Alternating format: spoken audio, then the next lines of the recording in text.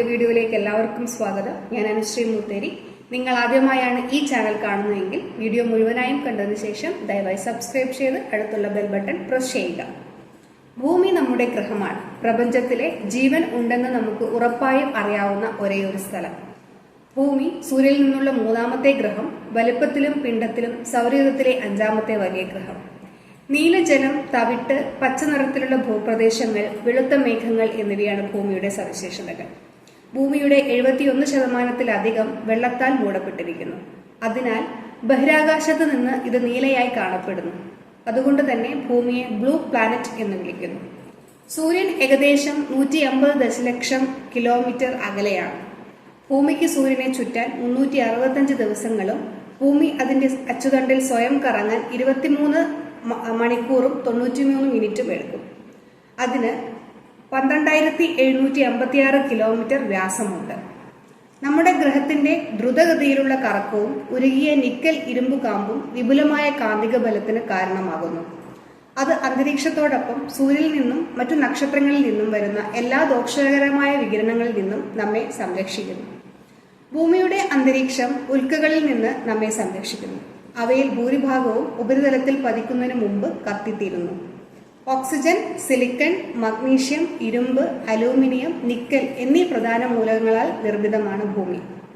US geological സർവേയുടെ അഭിപ്രായത്തിൽ നമ്മുടെ ഗ്രഹത്തിന്റെ പുറംതോട് ഒരു നേർത്ത പുറംപാളിയാണ്.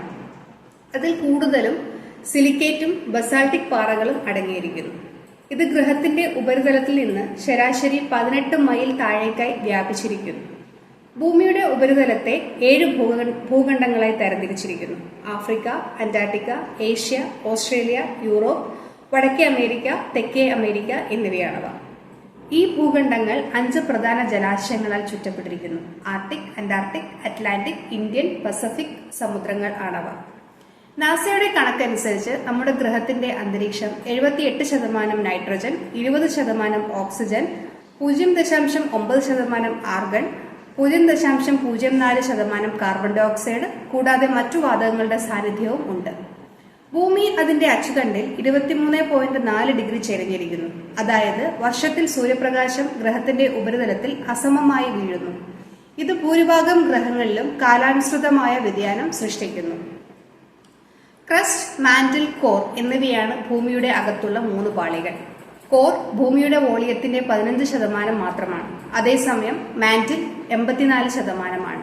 ബാക്കിയുള്ള 1% ക്രസ്റ്റ് കൊണ്ടാണ് നിർമ്മിച്ചിരിക്കുന്നത്.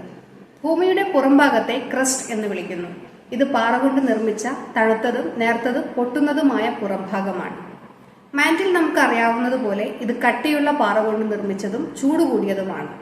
താപപ്രവാഹം, ഭൂകമ്പ തരംഗങ്ങൾ, ഉൽക്കാശിലകൾ എന്നിവ കാരണം നമുക്ക് മാന്റിലിന്റെ ഘടന അറിയാൻ സാധിക്കും. ആറ്റങ്ങളുടെ ദ്രുതഗതിയിലുള്ള കൂട്ടിയിടിയിലൂടെ മാത്രം സംഭവിക്കുന്ന ഒരു താപ കൈമാറ്റ രീതിയാണ് ചാലകം. മെറ്റീരിയൽ കട്ടിയുള്ളതാകുമ്പോൾ മാത്രമേ ഇത് സംഭവിക്കൂ. 2 മാധ്യമങ്ങൾക്കിടയിലുള്ള താപനിലയുടെ സന്തുലിതാവസ്ഥയിൽ എത്തുന്നതുവരെ ചൂടുള്ള സ്ഥലങ്ങളിൽ നിന്നും തണുത്ത സ്ഥലങ്ങളിലേക്ക് ഒഴുകുന്നതാണ് താപത്തിന്റെ സ്വഭാവം. ഭൂമിയുടെ അകക്കാമ്പിൽ നിന്നുള്ള ചൂട് കാരണം മാന്റിൽ ചൂടാവുന്നത്.